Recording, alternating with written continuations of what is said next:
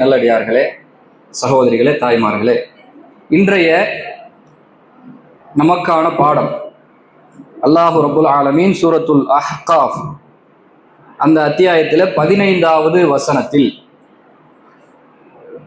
ஒரு மனிதன் 40வது வயதை அடைகின்ற பொழுது அவன் எவ்வாறு இருக்க வேண்டும், அல்லாஹுவிடத்தில் அவன் எவ்வாறு பிரார்த்தனை செய்ய வேண்டும் என்று இறைவனை கற்றுக் கொடுக்கிறான்.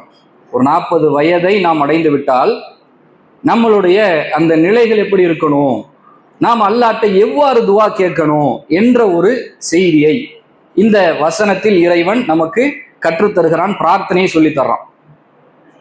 அல்லாஹ் ரப்புல் ஆலமீன் ஏன் 40வது வயதை தேர்வு செய்கிறான்? ஏதாவது ஒரு ரீசன் இருக்கும்ல. 40வது வயதில் இப்படி கேளுங்க என்று அல்லாஹ் சொல்லித்தரான்னா அதுக்கு முன்னாடி இதை கேட்கக்கூடாதுன்னு அர்த்தம் அல்ல. சிந்தனையாளர்கள், இறை மார்க்கத்தோடு இளமையிலேயே தொடர்புள்ளவர்கள் அதை கேட்பாங்க, கேட்கத்தான் செய்யணும். ஆனா 40 வயது என்று இறைவன் குறிப்பிடுவதற்கான காரணம் என்ன, இதை நாம சிந்திச்சு பார்க்கணும். அன்புள்ள சகோதரிகளே, 40 வயது என்பது ஒரு மனிதனுடைய ஒரு நடுத்தரமான பகுதி. அல்லாஹ்வுடைய தூதர் சொன்னார்கள், என் சமூகத்தின் வாழ்நாட்கள் 60க்கும் 70க்கும் இடைப்பட்ட காலம்தான். அப்போ அதிகமான மக்கள் 60லே என்ன ஆயிரும், மரணமாகிரும். மெஜாரிட்டியான மக்கள் 60லேயே இந்த உலகத்தொட்டு பிரிஞ்சிருவாங்க. இப்போ இளமை பருவத்தில் அதை தாண்டி வரும்போது யாருக்கும் மரணம் வராதான்னு அப்படியும் இல்லை. அல்லாஹ் நாடியவர்களுக்கு மரணத்தை என்ன செய்வான், இளம் பருவத்திலும் கொடுப்பான். அது இறைவனின் நாட்டம்.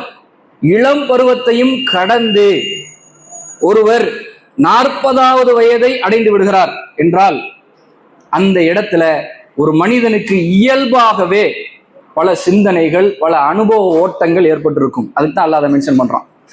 ஏன் 40வது வயதை சொல்றான்னா, இப்போ உதாரணத்துக்கு புரிஞ்சுக்கிறதுக்கு, ஒருத்தர் நல்லா படிச்ச உடனே காலேஜ் முடிச்சுட்டு ஒரு இன்டர்வியூ அட்டன் பண்ணி வேலைக்காக போயிடுறார். அவர் போன உடனே அந்த வேலை, அந்த துறையில எல்லா விஷயங்களும் தெரியுமா அவருக்கு? தெரியாது. ஒருத்தர் கற்றுக் கொடுக்கணும். இவருக்கு மேல ஹச்ஆர்னு ஒருத்தர் இருப்பார். அவர் இவரை விட ஒரு 10 ஆண்டு 15 ஆண்டு அனுபவசாலியா இருப்பார். அவருக்கும் இவருக்கும் உள்ள அந்த துறை சார்ந்த அனுபவ வித்தியாசங்கள் இருக்கா இல்லையா? அனுபவ வித்தியாசங்கள் இருக்கும். இது ஒரு உதாரணத்துக்கு சொல்றேன். இதை குடும்ப வாழ்க்கையை எடுத்துக்கிறங்க. மாமியார் மருமகள் இருக்கிறோம். ஒரு மாமியார் அவங்க முதிர்ச்சியான அந்த பருவத்தில் பண்பட்ட அளவிற்கு ஒரு மருமகளுக்கு அந்த அந்த பண்பட்ட திறன் இருக்காது. எதுக்கு எடுத்தாலும் பிரச்சனையை உருவாகுது. இவங்க என்ன நினைச்சுக்கிடுவாங்கன்னா, ஏதாவது ஒரு உப்பை குறைய போட்டுருவாங்க. இவங்க அது போட மாட்டாங்க. அந்த பருவத்தில் இவங்க எப்படி இருந்தாங்கன்னு யோசிக்கிறது இல்லை. இவங்களுக்கு இன்னைக்கு நிறைய அனுபவங்கள் உண்டாயிருக்கும். நல்ல அனுபவமான ஒரு ஸ்டேஜில் இருப்பாங்க. கொஞ்சம் உப்பு கூடிரும். எப்ப பார்த்தாலும் இவளுக்கு இதுதான் வேலை. உப்பு அள்ளி போட்டுறா. என் மகன் எவ்வளவு ருசியா சாப்பிடுவான் தெரியுமா, நான் எப்படி அள்ளி சாப்பாடு கொடுத்துருக்கேன் தெரியுமா. அவங்க காலேஜ் முடிச்சுட்டு அப்பதான் என்ன செஞ்சிருப்பாங்க, திருமணம் முடிச்சு வந்திருப்பாங்க. கேட்டரிங் கோர்ஸா போயிட்டு வர்றாங்க. நாம சொல்லி கொடுத்தால் அந்த அனுபவம் தெரியும் இல்லையா? இதான் யதார்த்தம். அப்ப அவங்களுக்கு இருக்கிற அனுபவ அறிவு இவங்களுக்கு இருக்காது. ஒரு முதிர்ச்சியான ஸ்டேஜ் அடையும் பொழுது உலகம் சார்ந்த பல சிந்தனைகளை, அனுபவங்களை மனிதன் அடைந்து கொள்கிறான். இது யதார்த்தம். 40 வயசு அடைஞ்சிட்டோம்னா இந்த உலகத்தின் ஒரு பேசிக் நமக்கு விளங்கிடும்.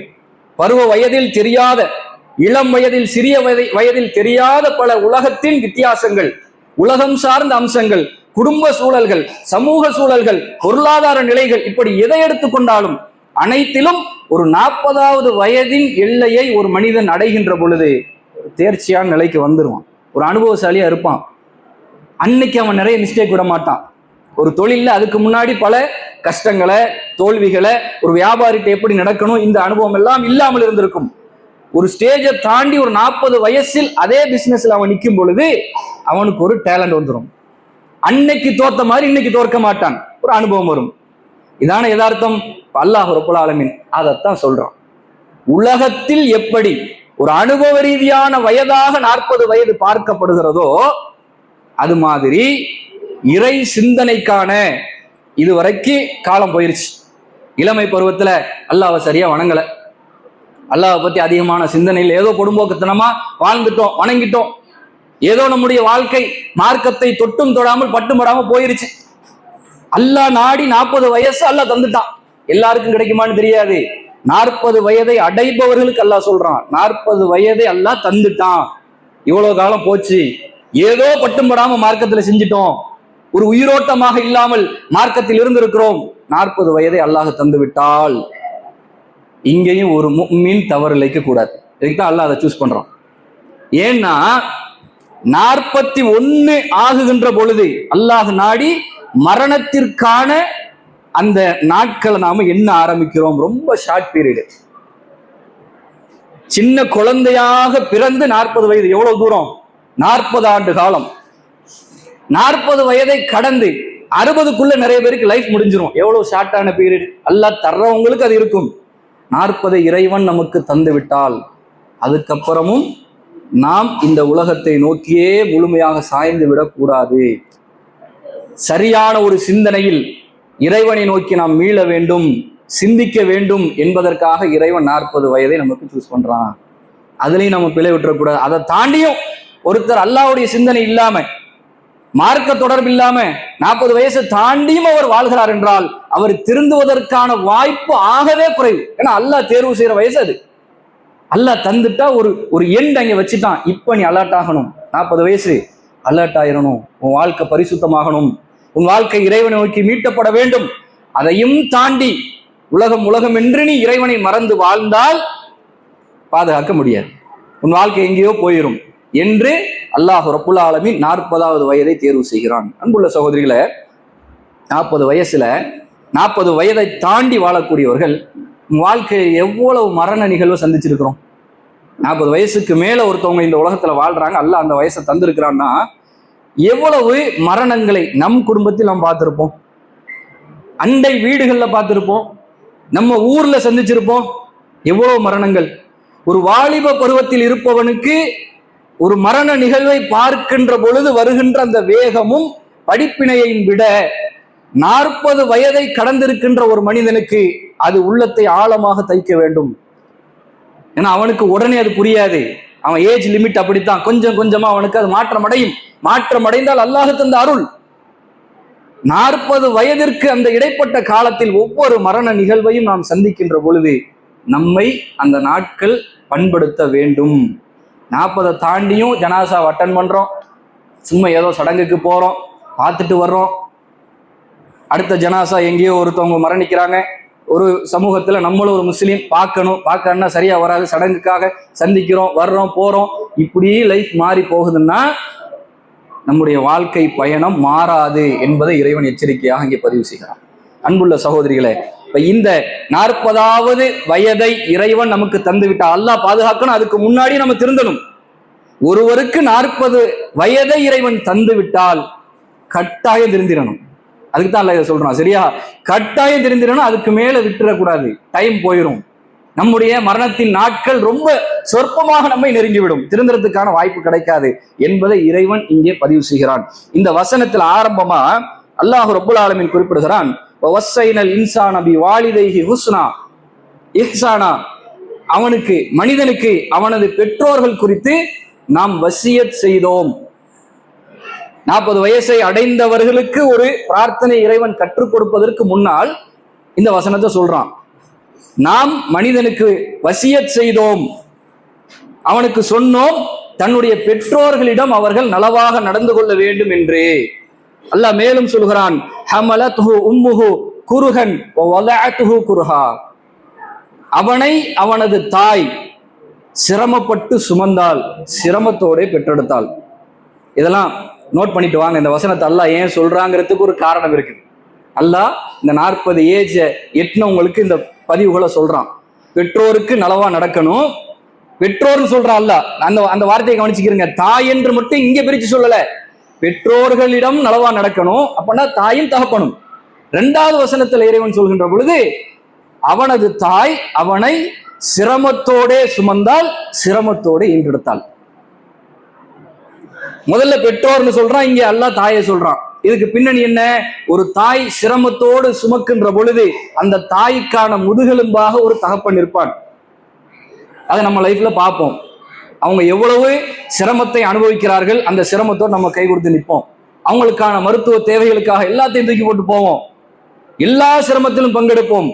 அந்த குழந்தை, அந்த பிள்ளை ஆரோக்கியமாக வயிற்றில் வளர்வதற்காக வேண்டி ஓடி ஓடி ஓடாய் தேய்ந்து உழைக்கின்ற தந்தையரை இந்த உலகத்துல பார்க்க முடிகிறது. இப்ப ஈக்குவலாக அல்லாஹ் அந்த வசனங்கள்ல அவங்களை ஈக்குவல் பண்ணி சொல்றான், பெற்றோர்களுக்கு நலவா நடங்க.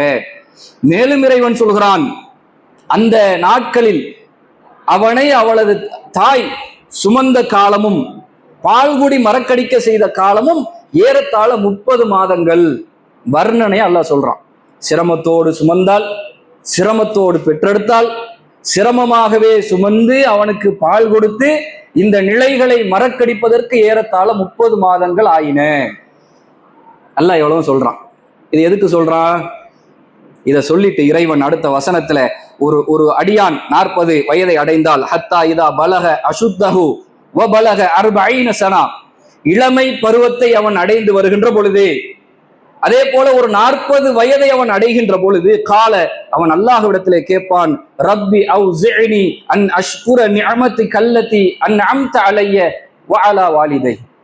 யா அல்லாஹ், எனக்கு நீ செய்த அருள்களுக்காக நான் நன்றி செலுத்திடவும், என் பெற்றோர்களுக்கு நீ செய்த அருள்களுக்காக நான் நன்றி செலுத்திடவும் எனக்கு நீ அருள் செய்வாயாக.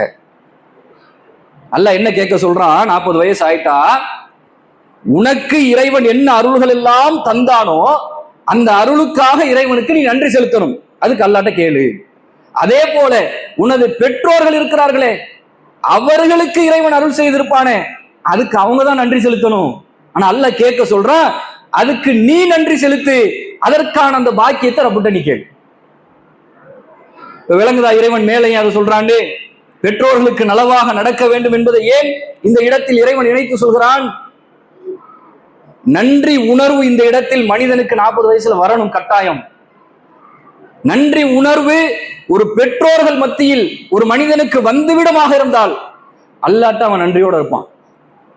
நிறைய வசனத்தை நீங்க எடுத்து படிங்க. குர்ஆன்ல அல்லாஹ் நிறைய வசனத்துல வகலா ரப்புக அல்லா தஅபுது இல்லா இய்யா வபில் வாலிதைன் இஹ்சானா அல்லாஹ் சொல்றான். நாம் மனிதர்களுக்கு விதியாக்கினோம். கலா ரப்புக், கலா விதியாக்குறான் அல்லாஹ். இது விதி, அல்லாஹுவை தவிர யாரையும் வணங்கக்கூடாது என்று. இது விதி. அப்படி வணங்கினா தானே நம்ம சொர்க்கம் போக முடியும். அல்லாஹ் மட்டும்தான் வணங்கணும், வேற யாரையும் வணங்கக்கூடாது. இது தௌஹீத், இஸ்லாத்தின் அடிப்படை இதுதான். இது அல்லாஹ் சொல்லிட்டு ஒபில் வாலிதைன் இஹ்சானா, அடுத்த சாப்டர் அல்லாஹ் சொல்றான், உன் பெற்றோர்களிடத்தில் நீ நலவாக நடந்து கொள்.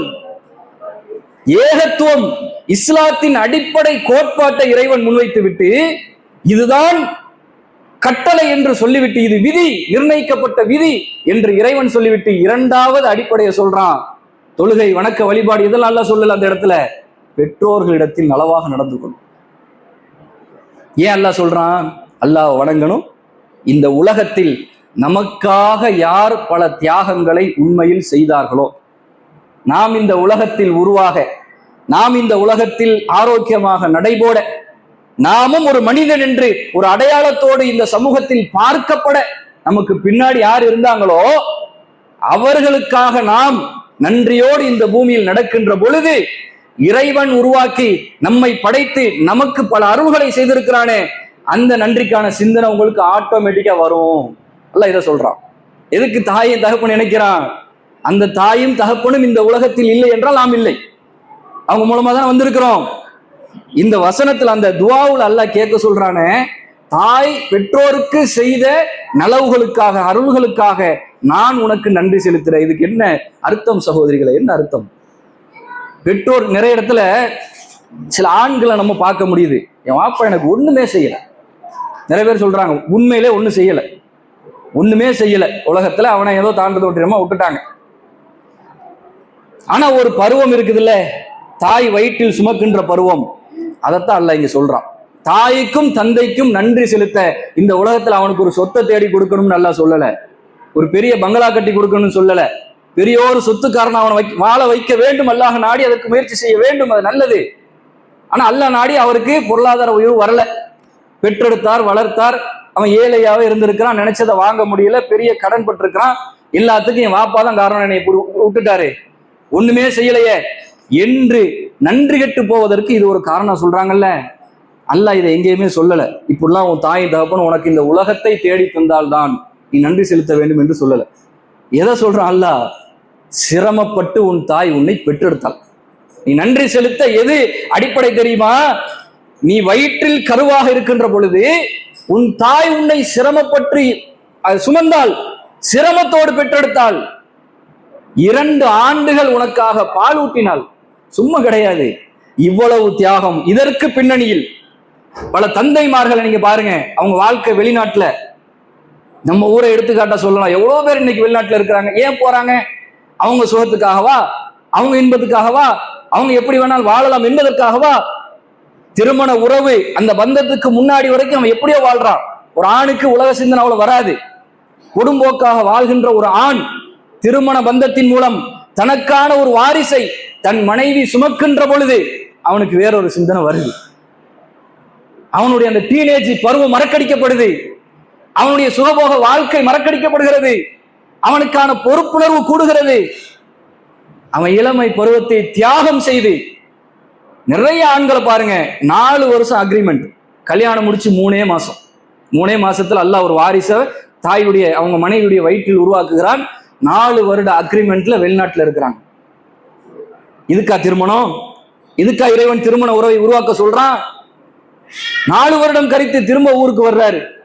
உள்ள பிறந்திருக்கும், வீடியோ கால்லயே பிள்ளைய பார்த்திருப்பாரு. எவ்வளவு எவ்வளவு ஒரு கொடுமையான காலங்கள் சோதரி. இதெல்லாம் ஏன் இந்த தியாகம் எதுக்கு செய்யறாங்க? பெருநாள் தினம், அதை விட ஒரு உதாரணம் சொல்ல முடியாது. பெருநாள் தினத்துல அவங்களுடைய பெருநாள் அங்க எப்படி இருக்கும்? எல்லாரும் படிச்ச படிப்புல வேலை செய்யறாங்கன்னு சொல்ல முடியாது. நிறைய நம்முடைய இஸ்லாமிய மக்கள் படிக்காத துறைகளில், ரோடு கான்ட்ராக்ட், அதே மாதிரி கார் அதை மெயின்டைன் பண்ற அந்த இடம், இப்படி ஒரு சாதாரண ஊழியத்தில் வேலை பார்க்கக்கூடிய நிறைய ஆண்கள் அங்க இருக்கிறாங்க. பெருநாள் ஆச்சுன்னா நிம்மதியா போய் தொழுவாங்க, மனைவி பிள்ளைகளுக்கு போன் அடிப்பாங்க, தூங்கிடுவாங்க. அவங்க உள்ளமெல்லாம் இங்கதான் இருக்கும். நாம நினைக்கிறோமா இல்லையா?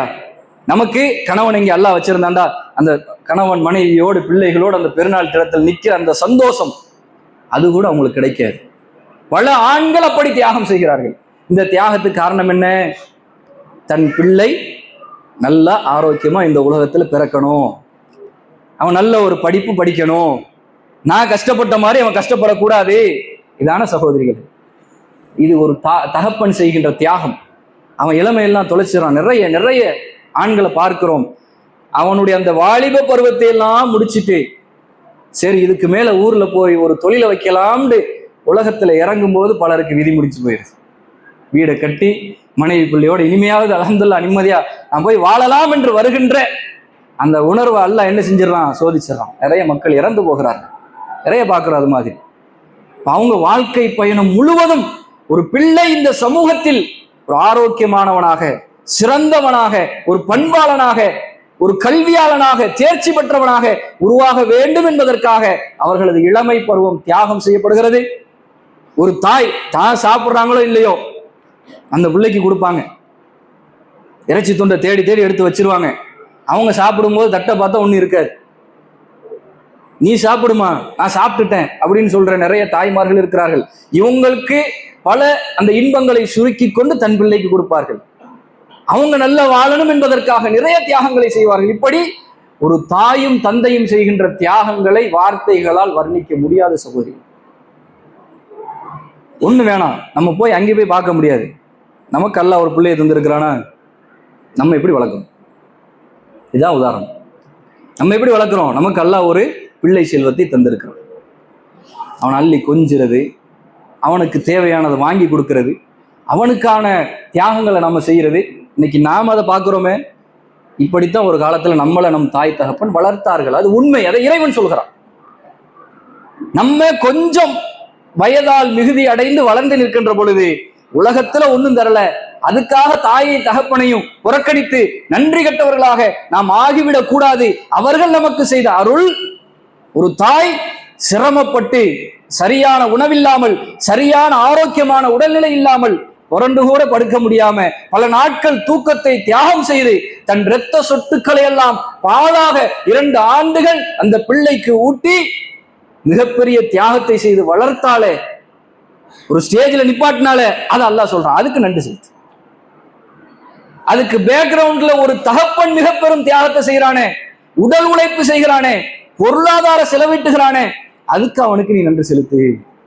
உலகத்துல ஒண்ணுமே தரலன்னு சொல்லாத, நன்றி கெட்டு போகாத என்று இறைவன் தன்னுடைய பெற்றோர்களிடத்தில் நன்றி உணர்வோடு நடக்க சொல்கிறான். இந்த உணர்த்தல் நம் வாழ்க்கையில் இருந்தால், நாம இந்த உணர்வோடு நம் பெற்றோர்களிடத்தில் நடந்து கொண்டால் அல்லாஹ்வுக்கு நாம நன்றி செலுத்துவோம். ஒருத்தர் ஒரு சிரமமான நிலையில நமக்கு ஒரு உதவி செய்யறாருங்க. ஏதோ ஒரு சிரமமான கஷ்டமான நிலை, கடன் தேவைப்படுது, ஒரு கிரிட்டிக்கலான ஸ்டேஜ், யாருமே தரல, ஒருத்தர் தந்துட்டார்.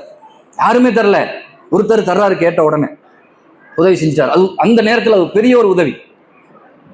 கொஞ்ச காலம் போகுது, அவரை சந்திக்கிற நேரம் வருது, கண்டுக்கிறாம போறோம். அவர் அதை நினைக்க கூடாது. அவர் என்னப்பா கண்டுக்கிறாம போறான், ஒரு சலாம் கூட சொல்லலையே என்று நினைக்க கூடாது. அல்லாஹ்வுக்காக அவர் செய்யணும், அது வேற. அவர் கண்டுக்கிறாம போனா இதை பார்க்கிற மூணாவது ஆள் எப்படி நினைப்பாங்க? நன்றி கட்டவனா இருப்பான் போல. இவ்வளோ சிரமத்துல இவ்வளோ கண்ணீரோடு வந்து நிற்கும் போது அவர் செஞ்ச உதவி, அட்லீஸ்ட் ஒரு சலாம், நல்லா இருக்கீங்களா, எப்படி இருக்கீங்க, ஒரு ஆரோக்கியம் விசாரிச்சுட்டு போலாம்ல, நலம் விசாரிச்சுட்டு போலாம்ல, பகரமா எதுவும் செய்ய வேண்டியதில்லை, நலம் விசாரிக்கலாம்ல. அது கூட இல்லாம கண்டும் காணாதது போல, அவருக்கு இவருக்கு எந்த தொடர்பு இல்லாத மாதிரி அப்படி போனா அவனை நன்றி கெட்டவன் என்று சமூகம் சொல்லுமா இல்லையா? இந்த உலகத்தில் நம்முடைய தாயின் தகப்பன் நமக்கு எதுவுமே தரலங்க. இஸ்லாம் என்ற பொக்கிஷத்தை தாயின் தகப்பன் மூலமா தான் அல்லாஹ் தந்தான். இஸ்லாம் இருக்கிறதே இந்த உலகத்தில் எதனோடு நாம் நிறுத்து பார்த்தாலும் அது மேலாதான் இருக்கும். உலகத்தில் நாம் சேர்த்த எல்லா சொத்துக்கள், எல்லா பொருளாதாரங்கள், எல்லா இன்பங்கள், உலகத்தை ஒரு பக்கம் வைங்க, இஸ்லாத்தை ஒரு பக்கம் வைங்க. அல்லாஹ் தீர்மானிக்கிறது, இந்த உலகத்தின் அனைத்து இன்பங்களை விடவும் இஸ்லாம் உங்களுக்கு கிடைக்கப்பட்டிருந்தால் தீனுல் இஸ்லாம் தான் உயர்ந்தது, அதுதான் கண்ணியமானது. அதுக்குதான் ரசூலுல்லாஹ் சொன்னாங்க, ஒரு கட்டத்துல ஒரு ஏழை கடந்து செல்கிறார். நான் சுருக்கமா அந்த ஹதீஸை சொல்றேன். ஒரு ஏழை கடந்து செல்கிறார் ஒரு சமூகத்துல. அல்லாஹ்வுடைய சஹாபாக்களை பார்த்து கேட்கிறாங்க, இவரை பத்தி நீங்க என்ன நினைக்கிறீங்க? இவர் வந்து ஒரு வீட்டுல போய் பெண் கேட்டா பெண் கொடுக்க மாட்டாங்க. அந்த ஏழை வறுமையானவர், அவருக்கு ஒரு அடையாளமே இல்லை, யாரும் பெண் கொடுக்க மாட்டாங்க. அவர் பெண்ணை சரியா வாழ வைக்க மாட்டார், ஏழையா இருக்கிறார். அவர் ஒரு ஆலோசனை, ஒரு கூட்டத்துல போய் எப்பா இப்படி செய்யுங்க என்றால் பேச்சை திரும்பி இப்படி நின்றுக்குவாங்க, கேட்கவே மாட்டாங்க. அப்படி இருக்கிறாங்களா இல்லையா சிலரு? அந்த மாதிரி மதிப்பற்ற மக்கள் இந்த உலகத்தில் இருக்கிறார்கள். அப்படி அவர் ஆலோசனை சொன்னா கேட்க மாட்டாங்க. இப்படியான ஒரு ஏழை கடந்து செல்கிறார், ரசூலுல்லாஹ் கேட்டு இருக்கிறாங்க. அடுத்து ஒரு செல்வந்தர் கடந்து செல்கிறார். அல்லாஹ்வுக்கு கேட்கிறாங்க, இவரை பத்தி நீங்க என்ன நினைக்கிறீங்க? இவர் ஒரு வீட்டுக்கு போய் பெண் கேட்டா யாருமே மறுக்க மாட்டாங்க, அவ்வளவு அந்தஸ்தான செல்வத்தால் சமூகத்தால் உயர்ந்தவர், அவ்வளவு உயர்ந்தவர். அவர் ஒரு இடத்துல நின்று கூகுன்னு சத்தம் போட்டிருக்கிறாங்க, எப்பா இதை செய்யுங்க என்று ஆலோசனை சொன்னா அந்த ஆலோசனை மட்டும்தான் கேட்பாங்க. அப்படி ஒரு உலகத்தில் ஒரு பிரியாரிட்டி மிக்க ஒரு மனிதர், அந்தஸ்தான மனிதர் என்று சொல்லப்படுகிறது. ரசூலுல்லாஹி ஸல்லல்லாஹு அலைஹி வஸல்லம் சொன்னார்கள், நீங்கள் யாரை உயர்த்தி இந்த இடத்தில் சொன்னீர்களோ இவரை விட, இவரை போன்று இந்த செல்வந்தரை போன்று பூமி நிரம்ப அல்லாஹ் மனிதர்களை படைத்திருந்தாலும் இதற்கு முந்தி ஒரு ஏழை கடந்து சென்றாரே அவர் ஒருவர் சிறந்தவர் என்றார்கள் அல்லாஹ்வுக்கு. பூமி நிரம்ப அல்லாஹ் அந்த செல்வந்தனை படைச்சிருக்கிறான், அந்தஸ்து மிக்கவனை படைச்சிருக்கிறான். ஒரு ஏழைக்கு அல்லாஹ்வுடைய மதிப்பு என்ன? அவர்தான் சிறந்தவர். ஏன்? அவருடைய உள்ளத்தில் ஈமான் அதிகமாக இருக்கிறது. அதுக்குத்தான் கணம். தீனுல் இஸ்லாத்துக்கு தான் கணம். சொத்துக்கோ உடல் அமைப்புக்கோ இந்த உலகத்தின் அந்தஸ்துக்கோ கணம் அல்ல அல்லாஹ்விடத்துல. ஈமானுக்கும் இஸ்லாத்துக்கும் அல்லாஹ்விடத்தில் உயர்வு. அப்ப இந்த இஸ்லாம் என்கின்ற பாக்கியம் நமக்கு யார் மூலம் கிடைச்சது? அல்லாஹ் நாடி, அல்லாஹ் பாதுகாக்கணும். நாம் ஒரு காஃபிருடைய வயிற்றில் பிறந்திருந்தால் இன்னைக்கு நம்முடைய நிலைமை என்ன சகோதரிகள்? கண்ணு முன்னாடி நம்மோட தோழிமார்கள் எத்தனையோ பேர் காஃபிராக மரணிக்கிறாங்க. எத்தனையோ பேர் நம்மோடு படித்தவர்கள், உறவாடியவர்கள் காஃபிர்களாக வாழ்கிறார்கள், அப்படியே மரணிக்கிறார்கள். அல்லாஹ் நமக்கு இப்படி ஒரு அந்தஸ்தை எந்த தியாகம் இல்லாமல் தந்தானே யார் மூலம்? அந்த தாய்க்கு தான். இஸ்லாம் கிடைக்கப்பெற்ற அந்த தாய், அந்த தகப்பன், அவர்கள் மூலமாக இஸ்லாம் என்ற கண்ணியத்தை அல்லாஹ் தந்தான். எவ்வளவு பெரிய பொக்கிஷம்! அல்லாஹ் இவங்க மூலமா தானே தந்தான். நன்றி செலுத்தணும், அல்ஹம்துலில்லாஹ், நன்றி செலுத்தணும். அதை அல்லாஹ் ரப்பல் ஆலமீன் இந்த இடத்தில் நமக்கு நன்றி செலுத்துமாறு சொல்லி தருகிறான். 40 வயதை அடைஞ்சிட்டியா, இதுக்கு முன்னாடி வரைக்கும் உன் பெற்றோர்கள் பத்தி உனக்கு கவனம் இல்லை, ஏதோ மாசமான ஒரு செலவு, பெருநாளான ஒரு துணிமணி எடுத்து கொடுத்து ஏதோ அவங்க ஒரு மூலையில் இருக்கிறாங்க, நீ ஒரு இடத்துல இருக்கிறாய், எந்த சிந்தனையும் இல்லாமல் வாழ்ந்து விட்டாய். 40 வயதை நீ தொட்டு விட்டாய் என்றால் உன் சிந்தனை இன்னும் அப்படி இருக்கக்கூடாது, அலர்ட்டாகுங்கிறான் அல்லாஹ். அப்படி இருக்காதே. 40 வயசு அல்லாஹ் தந்துட்டானா சரியாகி நீ நன்றி செலுத்து உன் பெற்றோர்களுக்கு.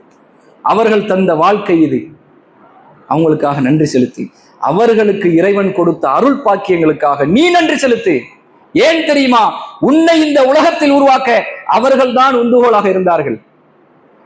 அதனால் அவங்களுக்கு நன்றி செலுத்தி நல்லா சொல்றானே, இந்த துவாவை 40 வயதில் நாம் செய்ய வேண்டும். நன்றி உணர்வு மிக்கவர்களாக இருந்து கொண்டு செய்யணும். தாய்க்கும் தகப்பனுக்கும் நன்றி உள்ளவர்களாக இருந்து நாம செய்யும். எத்தனை பேர் அப்படி இருக்கிறோம் சகோதரிகள்? தாய் தகப்பனோடு உறவான இணக்கமான வாழ்க்கை இன்றைக்கு ரொம்ப விரிசல் விட்டு போயிருக்கு. ரொம்ப விரிசல். சமூக இன்றைய காலகட்டத்தின் அந்த மோகம், கல்யாணம் முடிச்சா உடனே தாய் தகப்பனை விட்டு பிரிகின்ற நிறைய சூழல்கள். அவங்க எப்படி இருக்கிறாங்கன்னு, குடும்பம் ஒரு அண்டர்ஸ்டாண்டிங் இல்லாம இருக்குதா, பிரிந்திருந்தாலும் அவங்களோட இருக்கணும். ஒரு பிள்ளை தாயோடு தகப்பனோடு தொடர்புல இருக்கணும், பக்கத்துல உட்கார்ந்து பேசணும், அவங்க கவலைகளை நம்ம பேசி கேட்கணும், அவங்களுக்கு ஆறுதல் சொல்லணும். அவங்க நோயோடு இருக்கிறாங்களா, நாம தான் அவங்களுக்கு நிக்கணும். அவங்க இயலாமையில் இருக்கிறாங்களா, நாம நிக்கணும், போராடணும் கடைசி காலம் வரைக்கும். அந்த நன்றி உணர்வு கூட நமக்கு இல்லை என்றால் அல்லாஹ்ட்ட நம்ம நன்றி செலுத்த மாட்டோம். ஏன்னா அவங்க செஞ்ச அருள்களுக்கே நம்ம என்ன செய்யல, நன்றி செலுத்தல, நன்றி கெட்டவர்களாக வாழ்கிறோம் என்றால் நம்மை உருவாக்க இந்த தாய் தகப்பன் மூலமாக இறைவன் செய்திருக்கிறான். நம்ம இந்த உலகத்துல படைக்க தாய் தகப்பனை தந்து அவன் தான் உருவாக்கி இருக்கிறான். அந்த தாயும் தகப்பனும் இந்த உலகத்தில் உருவாக இறைவன் செய்த அருள். அந்த இறைவனுக்கு நாம் எப்படி நன்றி செலுத்துவோம்? அன்புள்ள சகோதரிகளே, இந்த விஷயத்தில் நாம் கவனமாக இருக்க வேண்டும். நாம் நம்முடைய பெற்றோர்களை நல்லா நாடி ஒரு ஏஜில் அரவணைச்சிடணும். 40 வயசை நாம தொட்டுட்டோம்னா கட்டாயம் அரவணைக்கணும், தாண்டி போயிடக்கூடாது. நன்றி செலுத்த வேண்டும் என்று அல்லாஹ் அந்த இடத்தில் நமக்கு கட்டளையிடுகிறான். அதே போல தொடர்ந்து அல்லாஹ் பேசுகிறான், அல்லாஹ் நான் நீ ஏற்றுக்கொள்கின்ற வகையில் அமல்கள் செய்வதற்கு எனக்கு அருள் செய்வாயாக. இதை 40 வயசுல கேட்கணுமா? பொடும்போக்கான தொழுகை நம்ம வாழ்க்கையில நம்ம டாபிக் எல்லாம் பேசணும். ஏதோ தொழுதுட்டோம், அவசரமா தொழுகிறது. சில பேர் தொழுகையில போய் நின்று பார்த்தீங்கன்னா வேகமா தொழுவாங்க. இமாம் அல்லாஹ் அக்பர் ருக்குவுக்கு போவாங்க, அவர் அல்லாஹ் அக்பர் போறதுக்கு முன்னாடி இவங்க போயிடுவாங்க. மஅ்மூம் பின்தொடரணும். இமாம் குனிந்ததற்கு பின்னாடி தான் பின்தொடர்கின்ற மஅ்மூம்கள் போகணும். அல்லாஹ் அக்பர்னு சொல்லிக்கிட்டு தான் இருப்பாரு, இவங்க ருக்குவுக்கு போயிடுவாங்க. அவர் சஜிதாக்கு போயிட்டு தான் இருப்பாரு, இவங்க சஜிதாக்கு போயிடுவாங்க. தனித்து தொழுகின்ற தொழுகையை பாருங்க, ஒரு 10 நிமிஷத்துல 50 தொழுகை தொழுதுருவாங்க. அவ்வளவு வேகம், கவனம் இல்லாத தொழுகை. ரசூலுல்லாஹி ஸல்லல்லாஹு அலைஹி வஸல்லம் அவங்க மஸ்ஜித் நபியில உட்கார்ந்து இருக்கிறாங்க. ஒரு நபித்தோழர் வருகிறார், வந்து வேகமா தொழுகிறார். தொழுதுட்டு அல்லாஹ்வுடைய தூதரை பார்த்து அஸ்ஸலாமு அலைக்க யா ரசூலல்லாஹ், அல்லாஹ்வுடைய தூதரே உங்களுக்கு சலாம் உண்டாகுங்கிறார். ரசூலுல்லாஹ் பதில் சொல்லிட்டு மறுபடியும் தொழுங்கன்ட்டாங்க. ரசூலுல்லாஹ் சொல்ல தட்ட முடியாது, மறுபடியும் எந்திரிச்சு தொழுகிறார், வேகமா தொழுகிறார். தொழுதுட்டு மறுபடியும் அஸ்ஸலாமு அலைக்கும் யா ரசூல், வலைக்கும் சலாம் சொல்லிட்டு ரசூலுல்லாஹ் மறுபடியும் தொழுவ சொல்றாங்க. நல்லா கவனிங்க இந்த ஹதீஸை. மறுபடியும் தொழுகிறாரு. 3 முறை அப்படியே தொழுதுட்டாரு. அதுக்கு மேல மனுஷன் தானே முடியாது. அல்லாஹ்வுடைய தூதர் கேட்கிற, யார சொல்லலாம், இதுக்கு மேல அழகா என்னால தொழ முடியாது, ஏதோ மிஸ்டேக் இருக்குது, நீங்களே சொல்லித்தாங்க. நான் இதை தான் தொழுகை நினைச்சிட்டு தொழுதுட்டு இருக்கிறேன், எனக்கு நீங்க சொல்லித்தாங்க. இப்போ அல்லாஹ்வுடைய தூதர் சொன்னார்கள், தக்பீர் கட்டினால் நிதானமாக அல்லாஹ் வணங்கும். ருக்கு செய்றீங்களா, அழகாக பரிபூரணமாக நிதானமாக ருக்கு செய்யுங்கள். சுஜூது செய்கிறீர்களா, நிதானமாக அல்லாஹ்வை சுஜூது செய்யுங்கள். நம்ம எப்படி செய்யறோம்? ருக்குல அது என்ன சொன்ன நமக்கும் புரியல, அவ்வளவு வேகம். ஏன்? 3 தடவை தானங்க சொல்றோம். ஒரு வாஜிப் கடமை என்று சொன்னால் ஒரு 3 தடவை எக்ஸ்ட்ரா நம்ம நாடுனா நன்மைக்காக சொல்லணும். அது என்ன அவ்வளவு வேகம்? சஜிதாவில் உட்கார்ந்து உடனே எந்திரிக்கிறாங்க, மர சஜிதாமா. ரசூலுல்லாஹ் சொன்னாங்க, இந்த மாதிரி கோழி கொத்துற மாதிரி கொத்து தொழுகிற தொழுகை அல்லாஹ் ஏத்துக்கிற மாட்டான். ருக்குவும் சுஜூதும் பரிபூரணமாக்கப்பட வேண்டும். அதில் பிழை வைக்கின்ற அந்த தொழுகை செல்லாது. இப்ப நம்ம தொழுகை இவ்வளவு காலம் ஏதோ இருந்துருச்சு, அல்லாஹ் ஒரு 40 வயசு தந்துட்டான். இதெல்லாம் யோசிச்சு பாருங்க. அதுக்கு அல்லாஹ் சொல்றான், ஒரு 40 வயசு அல்லாஹ் தந்துட்டான், இனி வேஸ்ட் பண்ணக்கூடாது. 40 வயசு நம்ம அடையல, டீனேஜ் பருவத்தில் இருக்கிறோம், நாமளும் அதை சரி செய்யணும். 40 வயசுல தான் அதை சரி செய்ய நினைச்சுக்கிறாதீங்க. அல்லாஹ் அலர்ட் பண்றான், 40 வயசு உனக்கு வந்துருச்சா ஜாக்கிரதையா இரு, இதுக்கு மேல வேஸ்ட் பண்ணாத. நாம சரிபடுத்தணும். 40 வயசை இறைவன் தந்து விட்டால் ஆகவே கவனமாக நம்முடைய தொழுகை, நம்முடைய நோன்பு, நம்முடைய வணக்க வழிபாடுகள், இறைவனுடைய தொடர்புகள் அனைத்தும் சீராக இருக்க வேண்டும், வேஸ்ட் பண்ணிடக்கூடாது. அந்த கட்டத்தை அடைஞ்சவங்க தான் இப்ப வேகமா தொழுகிறாங்க. 40 வயசை தாண்டினா தான் உடம்புல சோறு வருது, கை கால் வலிக்குது, மூட்டு வலிக்குது, நிறைய மருத்துவம் பார்க்குறோம், மருந்து திங்கிறோம், சேர்ல உட்கார்ந்தா நிறைய தொழுகிறோம். அது சேர்ல உட்கார்ந்து தொழுவுனா எவ்வளோ நிதானமா தொழுவலாம். அல்லாஹ்வுடைய தூதர் நின்று தொழுவதற்கு பாதி நன்மைகளை தான் அமர்ந்து தொழுறதுக்கு சொன்னாங்க. அதான் சட்டம். நின்று தொழுகிறதுக்கு வயசு அல்லாஹ் கொடுத்துட்டான்னா நின்று தொழுகணும். இயலாமை வருகின்ற பொழுது அமர்ந்து தொழுவணும். அது விதி, இறைவன் நிர்ணயித்த விதி. அமர்ந்து தொழுகிறாரா, நின்று தொழுபவரின் பாதி நன்மத்தை அவருக்கு கிடைக்கும். சரியா? அப்ப நம்ம அமர்ந்து தொழுகிறோம் என்றால் எவ்வளவு நிதானமா தொழுகலாம். நிக்கிறவருக்கு தானே கால் வலிக்கும். 20 தொழுகையில் நிக்கிறோம், உதாரணம் நிக்கிறோம், நீட்ட சூறா ஓதுறாங்க. அவ்வளவு பெரிய பக்கர அளவுக்குலாம் இங்க நீட்ட சூறாவும் ஓதல, ஏதோ ஓதுறாங்கல்ல அம்மஞ்சுசு, அது ஓரளவுக்கு நீட்ட சூறா ஓதுறாங்க. அதுலயே நமக்கு கோபம் வருது. இவ்வளோ பெருசா ஓதுறாரு உட்கார்ந்து இருக்கிறவங்களுக்கு. அதுக்கு தான் அவர் ருக்கு போறதுக்கு முன்னாடி இவங்க ருக்கு போயிடுறாங்க, சீக்கிரம் முடிக்கணும் தொழுகைய. இது சீர்படுத்தப்பட வேண்டும் சொல்லுவோம். சீர்படுத்த ஏதோ போயிருச்சு, இது வரைக்கும் ஹலாஸ், அல்லாஹ் ஏதோ நாடி அது போயிருச்சு. இனி என்னுடைய அமல்கள், நான் 40 வயதின் எல்லையை தொட்டு விட்டேனா யா அல்லாஹ், நான் செய்கின்ற ஒவ்வொரு அமல்களும் நீ பொருந்திக் கொள்கின்ற வகையில் தான் இருக்க வேண்டும். அல்லாஹ்ட்ட துஆ செய்யுங்கிறாங்க. நான் செய்யற எல்லா வணக்கம், ஒரு தஸ்பீஹ், ஒரு தொழுகை, ஒரு நோன்பு, எந்த வணக்க வழிபாடா இருந்தாலும் அல்லாஹ் அதை ரிஜெக்ட் பண்ணவே கூடாது. அல்லாஹ்வால் அது ஏற்றுக்கொள்ளப்பட வேண்டும் பரிபூர்ணமாக. அந்த நிலையில் நாம் நம்முடைய வணக்கங்களை உருவாக்க வேண்டும் என்பதற்காக அல்லாஹ் என்ன செய்யறான், இந்த துஆவை கேளுன்னு சொல்றான். தொடர்ந்து அல்லாஹ் பேசுகிறான், வாஸ்லிஹ்லி ஃபீ துர்ரியதி, யா அல்லாஹ் எனக்காக என் வாரிசை நீ சீராக்கி விடு. அல்லாஹ் தர்றான்ல பிள்ளைகள், வாரிசு, செல்வங்கள். அல்லாஹ் கேட்க சொல்றான், இறைவா எனக்காக, அஸ்லிஹ்லி எனக்காக, அந்த வார்த்தையை கவனிங்க, எனக்காக ரப்பே என் பிள்ளைகளை நீ சீராக்கி விடு. பிள்ளைய சீராக்கிறேன்னு மட்டும் கேட்க சொல்லல, எனக்காக சீராக்கு. இந்த வார்த்தையில் பல அர்த்தங்கள் இருக்கிறது. எனக்காக என்றால் அந்த உரிமையோட யார்கிட்ட கேட்போம், யாரோடு அதிக உறவாக நேசமாக நாம் வாழ்கிறோம் அவங்கள்ட்ட கேட்போம். உரிமை மிக்க ஒரு நபரிடத்தில் கேட்போம். நம்ம வாழ்க்கை இறை வணக்கத்தோடு பின்னி பிணைத்திருந்தால் தான் அதை கேட்க முடியும் சகோதரி. அல்லாஹ் எனக்காக இதை செய்டா ரப்பே என்று உரிமையோடு கேட்பதாக இருந்தால் அல்லாஹ்வுடைய தொடர்போடு வணக்கத்தோடு இபாதத்துக்களோடு நம்ம இருக்கணும். அது வரலையா, இன்னைக்காவது நீ சீர்படுத்துங்கிறான். இனிமே சீர்படுத்து, இனிமே அல்லாஹ்வுடைய தொடர்போடு இருந்து கொண்டு கேள், அல்லாஹ் எனக்காக என் பிள்ளையை நீ சீராக்கி விடு, துஆ செய்யுங்க. 40 வயசு. ஏன்னா இந்த பருவத்துல பாருங்க, பிள்ளைகள் டோன்ட் கேர், அவங்கள பத்தி எந்த கவலையும் இல்லை, பெத்தாச்சு தன்னால வளர்றாங்க. நிறைய குடும்பங்கள்ல என்ன சொல்லி கொடுக்குறோம், ஒண்ணுமே கிடையாது, அவங்க இஷ்டத்துக்கு அவங்க வளர்றாங்க. கழுசரிகளா ஆண்கள் உருவாங்குறாங்க நிறைய பேர். அவங்க பழக்க வழக்கங்கள்லாம் சின்ன சின்ன பருவத்துல, பள்ளி பருவத்துல ரொம்ப மோசமாக உருவாகிறது. நாம தான் முதல் அவங்களுக்கு பாடம் கொடுக்கக்கூடிய நபர்கள்.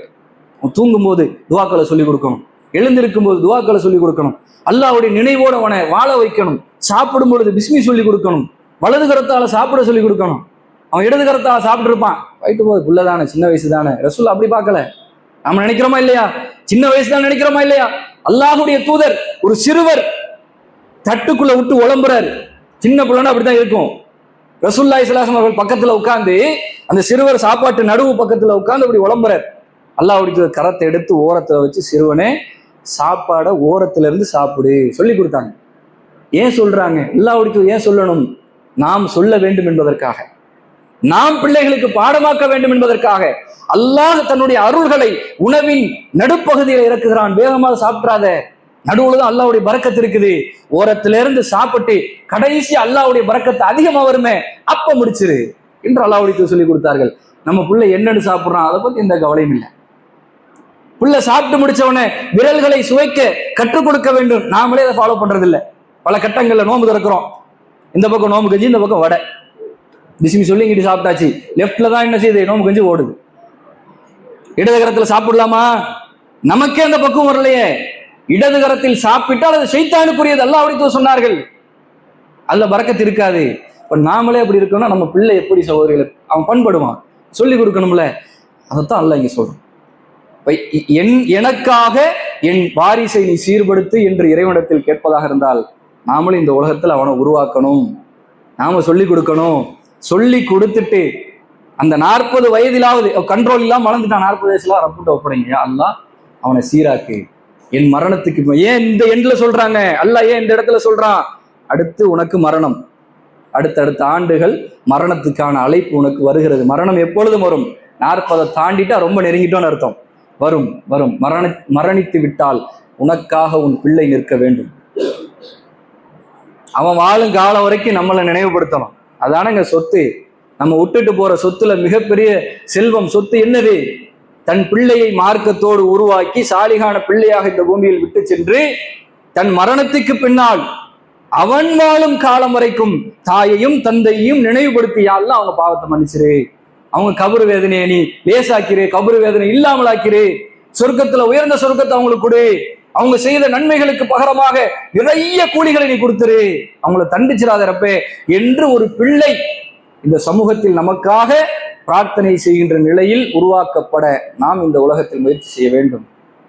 40 வயசு வரைக்கும் இல்லாட்டினா அந்த நேரத்தில் அலர்ட் ஆகுங்கிறான். அந்த வயசுலயாவது கவனம் விடுங்க. அல்லாஹ் அந்த ஏஜை தந்துட்டானா பிள்ளைய கவனம் இல்லாம வச்சிடாதீங்க. அடுத்து உங்களுக்காக அவன் பயணமாக வேண்டும். உங்கள் மரணத்திற்கு பின் அவனது உதவி உங்களுக்கு தேவை. ஆகவே அவனை நீங்கள் பண்படுத்துங்கள், அல்லாஹ்ட்ட ஒப்படைங்க. வாஸ்லிஹ்லி யா அல்லாஹ், எனக்காக என் வாரிசை நீ சீர்படுத்தி விடு என்று அல்லாஹ்விடத்திலே கேளுங்கள் என்று இறைவன் சொல்லிவிட்டு கடைசியாக சொல்கிறான், இன்னி துபுத்து இலைக் யா அல்லாஹ், என் பாவங்களை மன்னிச்சிரு. அப்பயாவது கேளுடாங்கிறான். அப்பயாவது கேளு. இவ்வளவு காலம் நான் என்ன பாவம் செஞ்சேன்னு வைராக்கியமாக வாழ்கிறாய். அல்லாஹுடைய தூதர் அவங்களுக்கு ஈக்குவலா நம்மளை வச்சோம்டா நம்ம பாவம் எங்கேயோ போயிடும். அல்லாஹ்வுடைய தூதர் பாவத்தால் மிக அற்பமானவர்கள். அவங்கள்ட்ட என்ன பெரிய பாவங்கள் இருக்க போது? ரசூலுல்லாஹி ஸல்லல்லாஹு அலைஹி வஸல்லம் அவர்கள் தான் வாழ்ந்த காலத்தில் ஒரு நாளைக்கு 100 முறை அல்லாஹ்விடத்தில் மன்னிப்பு தேடுவார்கள். நான் என்ன பாவம் செஞ்சேன்னு நாம நினைக்கிறோம் இல்லையா? ரசூலுல்லாஹ் என்ன பாவம் செஞ்சாங்க? 100 முறை மன்னிப்பு தேடினார்களே. நாம் அன்றாட நம் வாழ்க்கையில் பாவம் செய்கிறோம், அல்லாஹ்ட்ட மன்னிப்பு தேடுறதில்ல. அப்பயாவது கேளுங்கிறோம்.